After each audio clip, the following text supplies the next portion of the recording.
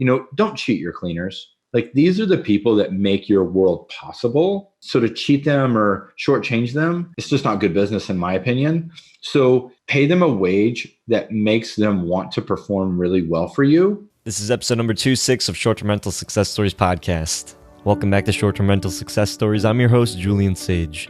This is a show where I talk to hosts about their journeys in starting and growing their short-term rental business.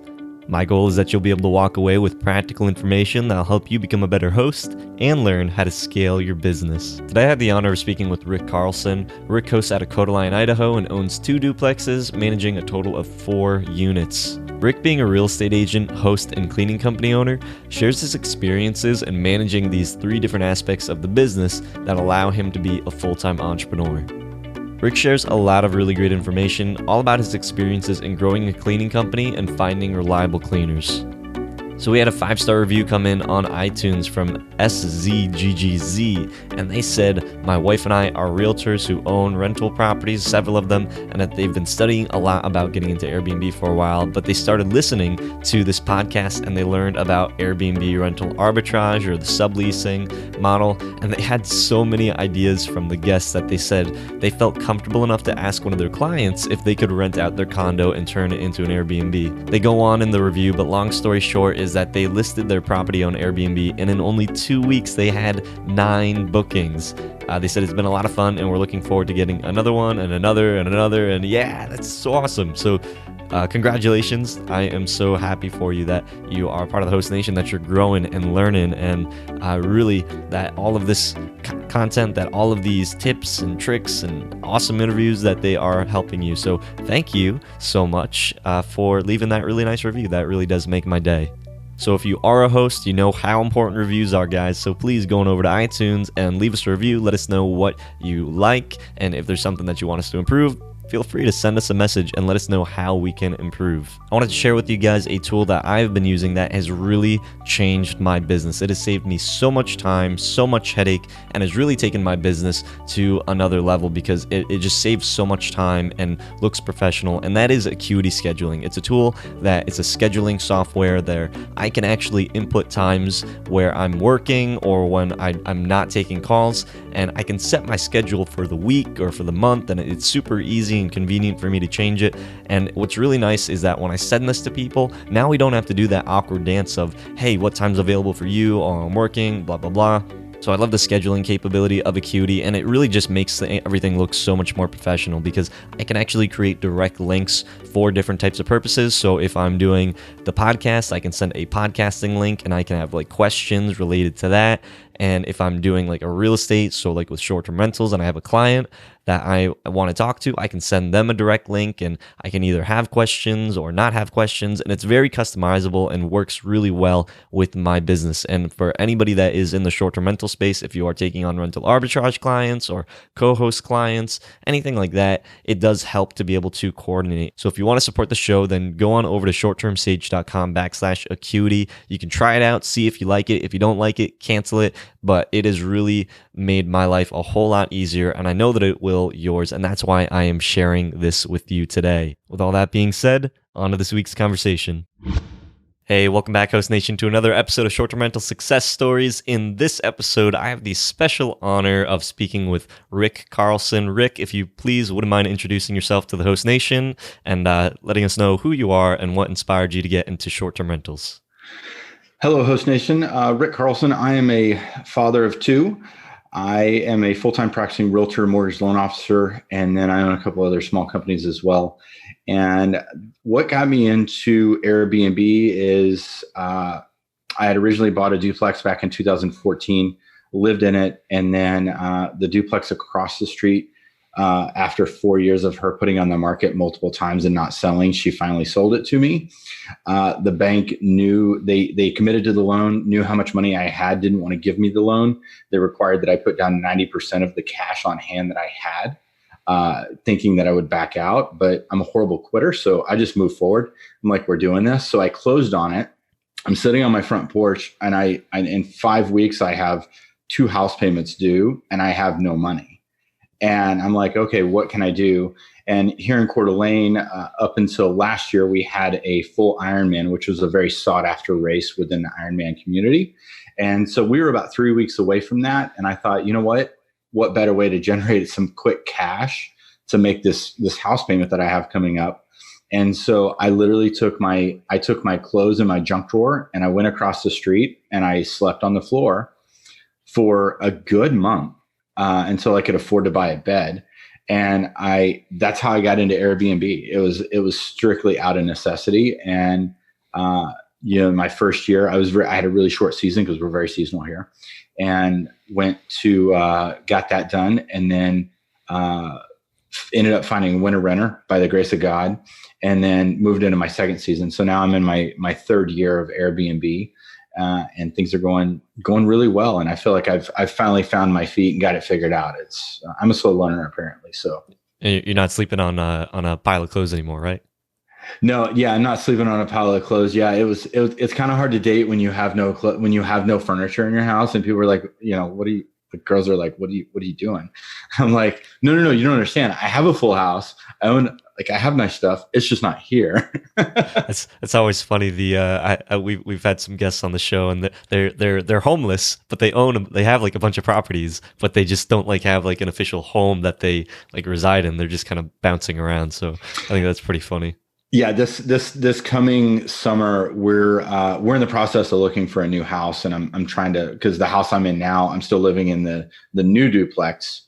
I'm in the big side of that, and we don't especially like it. Like, it's a great property that has this phenomenal numbers, but we just don't enjoy living here. So my kids know that, like, they may come home and we've moved. Like, I never tell them we're moving. So we just move, and they come home and they're like, oh, I have a new room. And so, yeah, I'm kind of in the same boat. Like, we're going to rent the house out now that we're in now this summer. So we'll be a little bit of nomadic next summer. So seasonal, you said you're seasonal. You only rent during the summers. Why aren't you able to rent during the off season? So our season pretty much runs from Memorial Day to Labor Day. That's the bulk of our season, because we're heavy in the tourist industry, because we have Lake Kodaline here, which is kind of like the Lake of the Stars. Like, Gretzky has a place here. Like, there's just a ton of people that have places here. And so, great place to be in the summer. In the winter, the winters can be kind of long. So most people leave. They go back to Phoenix or wherever, someplace warm. And we're just not super sought after. We do have some ski resorts around. But once again, if you're coming for ski resorts, you're going to stay there. You're not going to stay in Coeur d'Alene. So typically what I do in the winters is I look for a winter renter, somebody that is moving into the market, or somebody that is just needing a place to stay until April, and then they move out. And so I've done really well. Last winter was the first winter that I had. So now I have one unit that is dedicated Airbnb. I won't rent it out long term. And I have 3 units total. So this winter I have 1 unit rented through April. And then I'm looking for, because I don't think there's enough volume there to carry 2 through the winter, I'm looking for another renter for my small 1-bedroom unit. So we're just seasonal in that sense. That's why. So what some people do, I don't know what your strategy is. They might like only do like month-long bookings. How are you just getting in like just enough to cover the mortgage payment, or how does that work when you are in a seasonal location and you're trying to supplement for those times that it is slower? I play with the prices a lot, and I really massage those to figure out what's the sweet spot. We do have people that still come here for work and for whatever through the winter. So one thing that I did figure out, and it was by total accident. I had a tenant last winter that she would come. Her husband was going through chemotherapy at our local hospital, so he would come for 5 days every 15 to 18 days. He would be back for 5 days. So they would rent it for 5, 6, 7 days, like every 3 weeks. And I worked with them. Like, I totally, like, it was a blessing for both of us. So I worked with them on the price, but that is really what saved me last winter. For me to float through the winter, luckily I have other businesses that still make money. And so, I do a bulk of my business in the summer, and then I save my money, and I fill the deficit through the winter. And we just kind of rob from Peter to pay Paul a little bit. We'll see what happens this summer or this winter. I've got a really good renter coming in for one of my units, and he's essentially going to cover he'll basically cover all the carrying costs for that particular property just by renting that one unit out. So that takes a lot of pressure off. Now, what do you do when you are getting in long-term people in there, because you have these units furnished for Airbnb rentals, so they have probably everything in it, I imagine. How do you do that when you are getting in a person that maybe has a bunch of stuff with them? So I basically I leave the beds and the big furniture I leave, and that they understand that's part of the deal. They're gonna they have to deal with that. If they have stuff, it has to go in storage. At this point, 2 winters ago, I had a winter renter, and I was just excited to have a winter renter because I was like, oh man, what am I going to do for 6-7 months? This is bad. And so I moved everything out so they can move their stuff in. It was so miserable setting that thing up again. I was just like, I'm not doing this again. So that's essentially what I do is I take out the dishes and the sheets and all the stuff, and they get left with beds. I don't really have any dressers, but beds, sofa, that kind of stuff. And then I just take pots, pans, dishes, sheets, and that stuff out, and then let them show up with that stuff. And are you charging more like a premium price because there is extra stuff in the unit that they wouldn't have to pay for, or are you just kind of leaving it like a regular rental? It's a little bit premium, but it realistically, it comes down to what can I get for this unit? Because if I have to rent it at market rate and leave it furnished, that's fine. Because I'm just happy to get it rented through the winter. Because I don't want that to be a deal killer for me to pay. Because we're talking, $1,400 a month for, we're talking, $8,000 or more after it's all said and done. So I'm pretty flexible on that. I'm not, I'm here to make money. And I see some people in the forums and other Airbnb people I know, and they're like, oh, I don't want that many people in my house. And I'm just like, what do you care? I mean, last summer I managed a house just about a mile north of me, and we were going to be selling the house. And the client was like, I don't care. I want to make the most money possible. So I co-hosted it. I charged her a 50% split. We had a set amount that she took. She took like $1,300 off the top to cover her expenses. And then we split everything else 50-50. But I mean, I wrote her a check for $22,000 for 10 weeks worth of work. She didn't do anything. I did so basically I got about 20, she got about 22 for 10 weeks. And that was because we would have 20 people stay in the house and they were sleeping on the floor and they didn't care. So I have one unit like that where I don't care how many people were in there. My other unit's really nice. So I try to limit that unit to about 8 people at max. And then my other unit's a 1-bedroom, 1-bath. And I limit that one to 4. But, I'm here to make money. So I don't care. Like, if you don't mind sleeping on the floor and you're willing to give me an extra $20 a night, enjoy yourself. Now, I think what you've done which is pretty cool, is you've incorporated your real estate experience being a realtor, and you also have the janitorial business. Do you mind kind of explaining how that works all together? Sure. So with my janitorial company, I'm able to draw from, and it's not a big janitorial company. We're not talking like I have, 50 employees or anything like that. I keep it pretty small. I have a really phenomenal lady who runs my janitorial company. Her name is Sally, and she just rocks it. And so she's a teacher during the year, and then she cleans at night for me because she likes the extra money. And then during the summer, she's out of school, and she she still wants to work. So she does all my Airbnb cleaning. And then when she's not available to clean, she helps coordinate the other cleaners to come in and fill her in. And then from there, the janitorial company was actually what was left over from a previous company that I owned. still the same company, but we just redefined what we did and how we did it. And so janitorial is kind of what, out of everything that company did, janitorial is what survived. Essentially for me, it was mailbox money. And it took very little of my time after I got it up and running. Most people think, oh, janitorial is so easy. Well, it's work. Like Airbnb hosting, it's a lot of work on the front side, but after you figure it out, it'll run itself. And so then with the real estate, on my profile, it says that I'm a realtor and licensed mortgage broker. So that's on purpose. And what happens and what I get, and it doesn't happen a ton, but it's happening more and more, especially in the market we're in, where people are coming in. They're coming in to look at houses, and they're coming in to explore the area. And so I've probably had 5 to 10 people this summer that have come in and stayed with me, partly because I was a realtor. Now, the other part of it is that I have really nice, clean, modern, remodeled places, and they like that. They want that.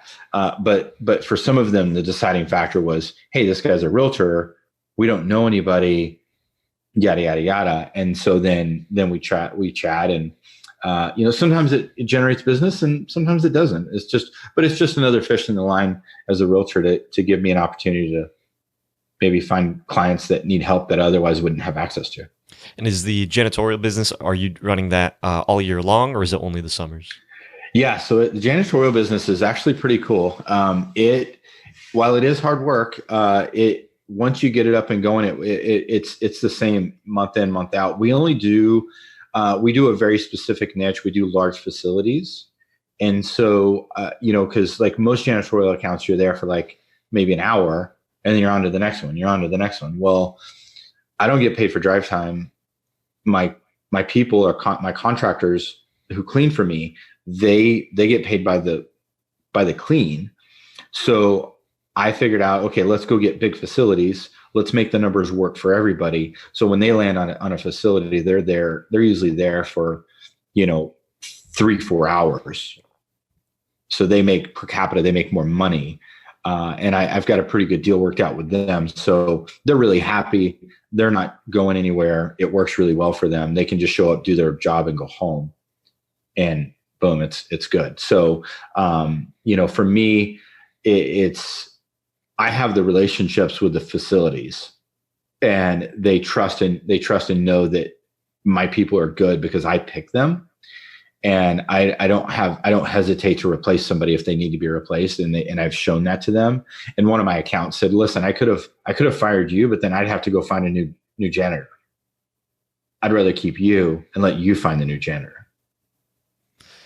That's one of the things in the space that so many people have issues with is finding reliable cleaners. And, being a guy that runs a janitorial company, you must have a lot of experience with hiring and training and getting people ready to clean.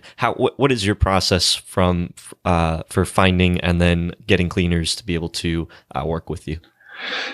So first and foremost, I look for people that are quality people. The cleaning world in general, it's kind of so my little backstory in the janitorial world is when I went in the Marine Corps, I was on a special program where I came home to go to school during the winter, and then I would deploy in the summer.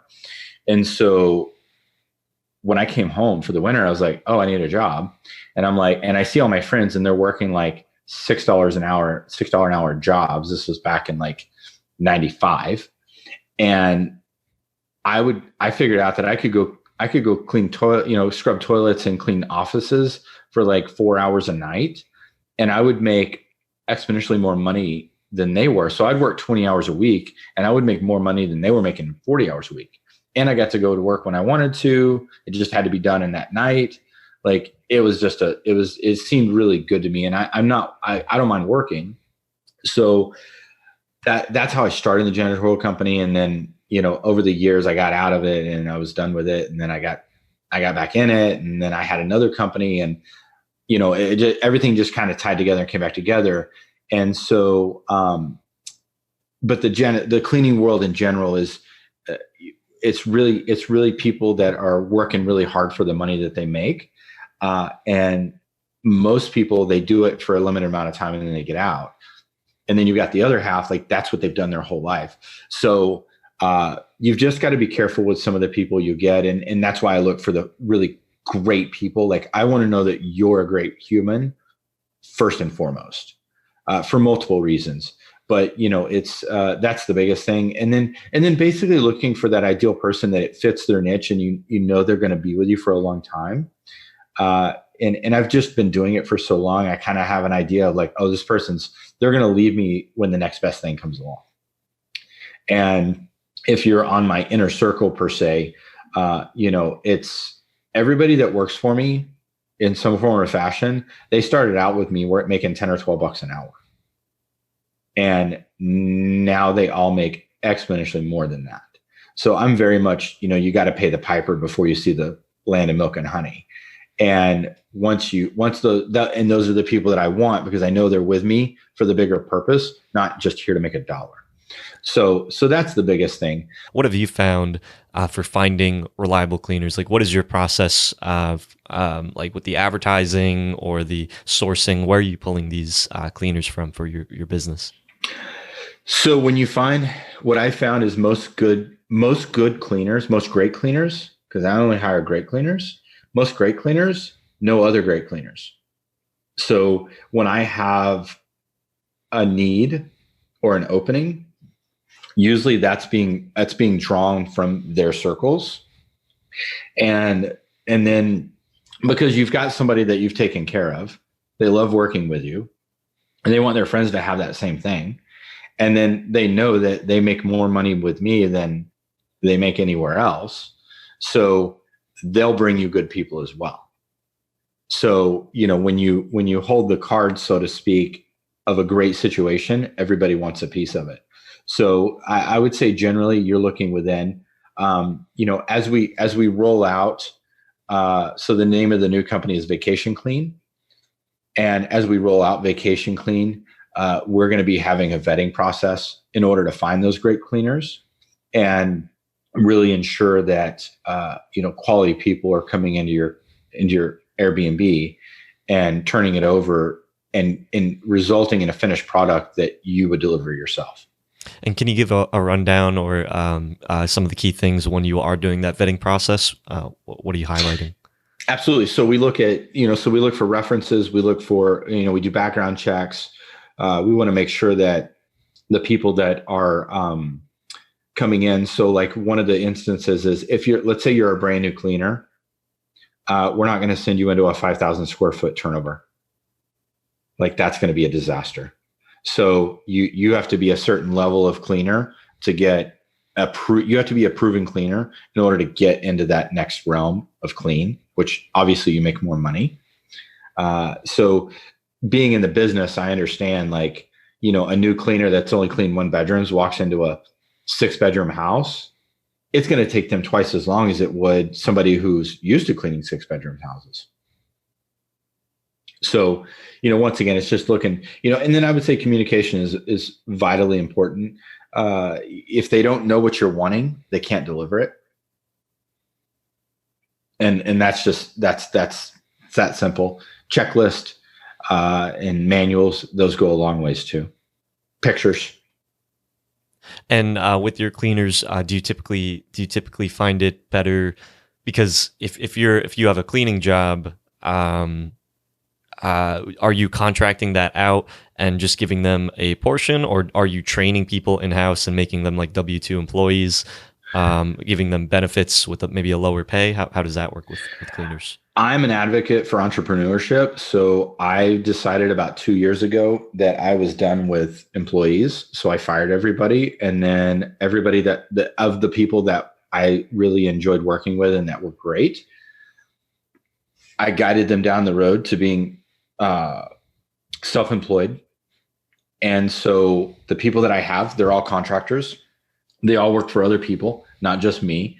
And a lot of that is I've promoted them and recommended them. So in my market, I'm kind of known as that Airbnb guy, oddly enough. And so they call me and they're like, do you have a good cleaner? And so I'll refer them out. And my cleaners, they they enjoy working with me and they see the value of me. So I'm always first priority for them. So if they're overbooked, I get done first. But it's because I've brought that value and I've taken care of them and I typically pay them more. I mean, my Airbnb cleaners average probably 30. I pay them a flat fee to answer that question. But I would say my cleaners average $30 an hour. Wow. Yeah, that's a really good rate. So when you are charging for a home, how do you, like, let's say for the hosts out there that don't really know what to charge for a cleaner or for their type of unit, is there a good rule of thumb for how much they should be spending? So I base it on time. So how much time is it going to take to clean this unit to a level of expectation that is going to warrant a 5-star review? And I judge my cleaners based on that. And so, and like we're consistently getting 5-star reviews. I got one 3-star review a couple weeks ago, and it was because the guy booked with 1, showed up with 8. And I was just like, that's not happening. So he was pissed and he gave me a 3-star review. And that was fine. It's not a big deal. They wouldn't remove it because it was within the boundaries of Airbnb, even though I explained the situation. But what I would say is, don't cheat your cleaners. Like, these are the people that make your world possible. So to cheat them or shortchange them, it's just not good business, in my opinion. So pay them a wage that makes them want to perform really well for you. And also, if they're booked, because listen, we're all human here. If you've got 4 jobs lined up today, you're going to do the least paying one last, probably. Because if you don't get to it, it wasn't the end of the world. Yeah, you got somebody that's upset, but like, I'm not going to forfeit $40 an hour for $15 an hour. So take care of your people. I like to do it on a contract basis, just simply because I want my world to be simple, and I want to be able to write them a check and not worry about the taxes and all that fun stuff. I think a lot of hosts, they think, oh, well, it's a cleaner, so they should only be getting, the minimum wage. I'm sure that you probably have your thoughts on that. Here's what I do have a thought on that. And it's just simply, what would you work for? Like, if you were doing this job, what would you expect to make? So why would you pay somebody else even less? Like, be fair. Like, these people have families. Do you think their first choice is to clean? Probably not. Their first choice would probably be to try to make the same money and not work as hard. Obviously, this is a lot of work. It works for a lot of people because, number one, they can make more money cleaning than they can doing other things. But 2, it also gives them the sense of satisfaction of providing a good finished product for somebody. Like, there's satisfaction in that.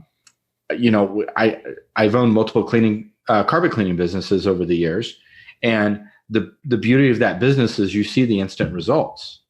It's not like real estate where we start working together and I'll see results in 3 to 6, maybe 9 months when we close on the house. Oh, and by the way, I don't get paid till then either. These people do the job now, and within a couple of days, they're going to see a check for that job. So there's satisfaction to that. And I think it is a great business. It can be a great business when you figure out, like, that's the other side of it. If you're not a great host and you don't have sympathy and truly feel for that cleaner, they're not going to want to work for you. And that's what and I see it within my local market where people, I got a call a couple weeks ago from a lady who cleans an Airbnb, and she's like, listen, this person's not very pleasurable, and I don't want to deal with them anymore. Do you want this account? I will just give it to you. And I'm like, no. Like, I don't want that. I don't want it. It's not worth the time. It's more important to me to do great business. I'd rather make less money and do great business than to make exponentially more money and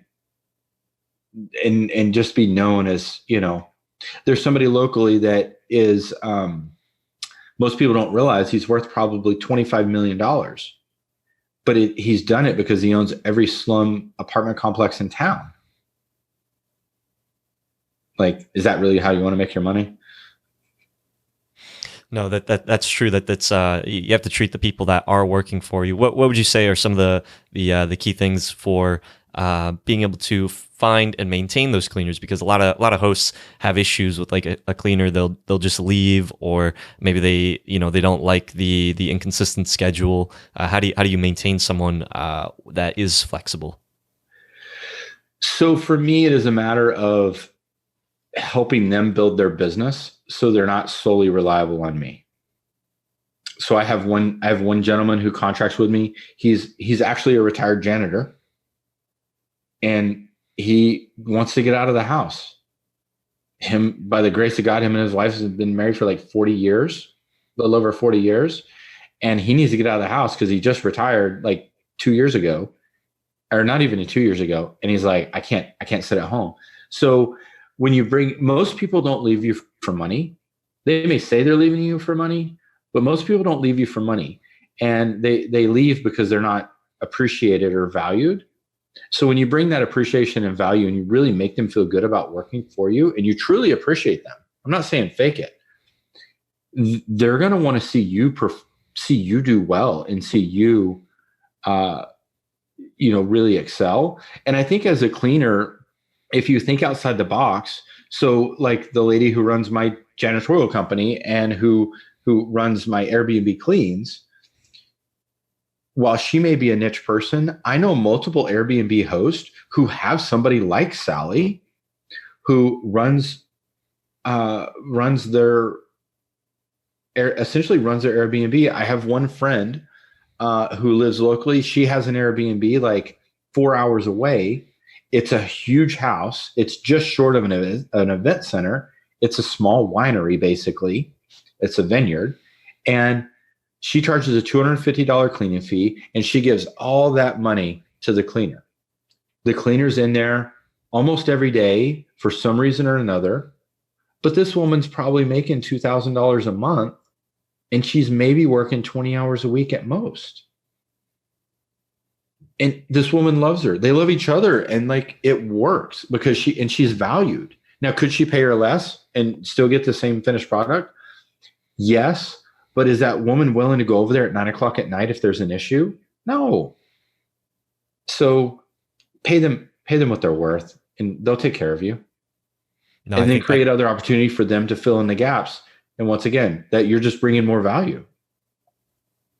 I think that that's key. That what you're saying was that, you have to, I think so many hosts are out there and they're saying like, oh, my cleaner wants to charge me, $80 or $60 for like a single, for maybe a studio apartment or something like that. Whatever is in their prospective market, they feel that it's way overpriced.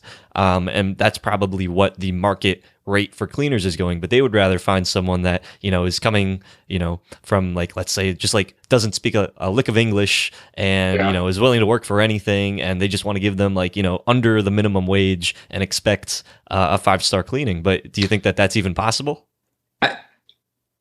It's not going to be a sustainable model long-term. I think there's a happy median. So I had,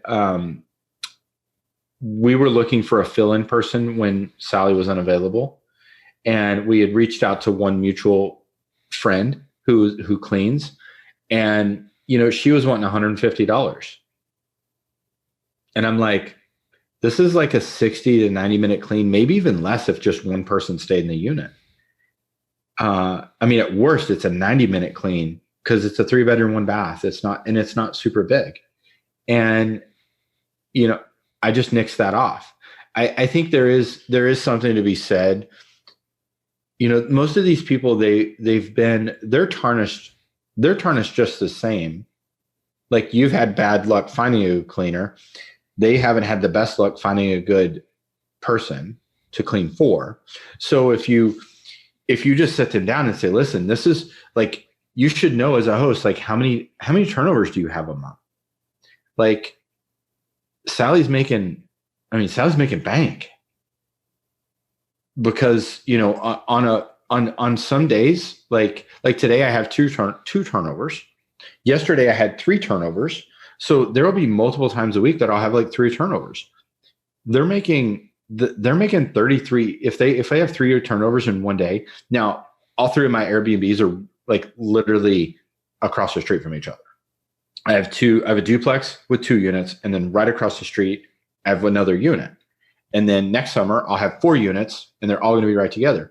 So they're able to do that. But she'll clean for 3 hours and make $100. If that, I mean, depending on how things go. And we're going to be reorganizing our systems as we going into next year to streamline that process and get that time down. But where else is she going to make $33 an hour? It's just not, especially in this market, it's just not there. So I think to answer your question, I think you have to filter through some cleaners and you got to figure out your value proposition as a host. What do you bring to this person? And then how do you help them build more business to bring yourself value? I had a painter who, she was painting for me at least once a month and making probably $500 to $1,000 at a minimum every month from me. And then I'd send her a lot of business, and then she raised my prices. Why would you do that? So what would you do differently if you had to start from scratch with your cleaning with the cleaning operation side of your business? If you had to redo things and with the knowledge that you have now with hiring cleaners, finding cleaners, paying cleaners, and running a short-term rental operation, what would you do differently? I would have implemented the cleaners sooner. So when I first started, like the very first summer, I did all the cleans myself because I couldn't afford to farm them out. I needed every penny I could get.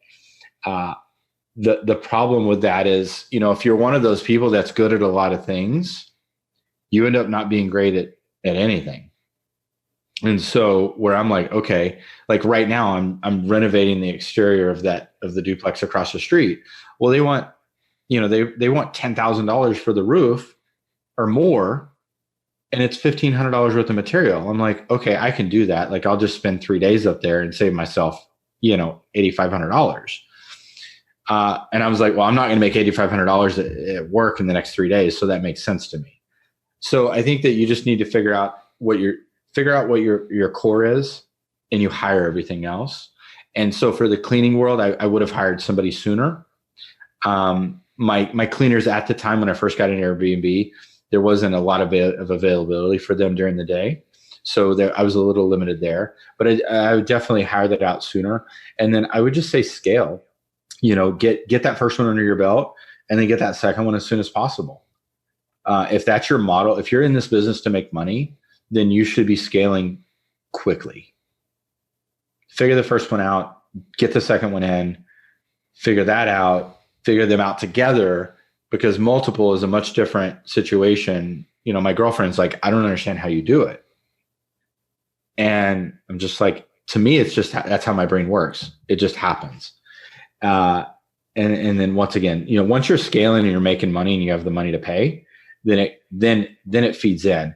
And so if I just had one Airbnb, it would be really tough to find a cleaner for that one Airbnb to be available on random days between 11 and 3. That would be tough. Once again, where the need for vacation clean comes in, and I can solve that problem. Great. Well, thank you so much for the experience and insight. I think it was very unique having someone that does run a janitorial company and also is operating in the short-term rental space. I'll include everything in the show notes if anybody does want to reach out to you, Rick. And until next time, Host Nation, keep on hosting. Hope you hosts benefited from the show. If you found value, please go on over to iTunes, leave us a review, and let us know what you enjoy about the show. If you'd like to talk to hosts that have been featured in these episodes as well as the community, go on over to our Facebook group, The Host Nation. Talk to you hosts in the next episode. Keep on hosting.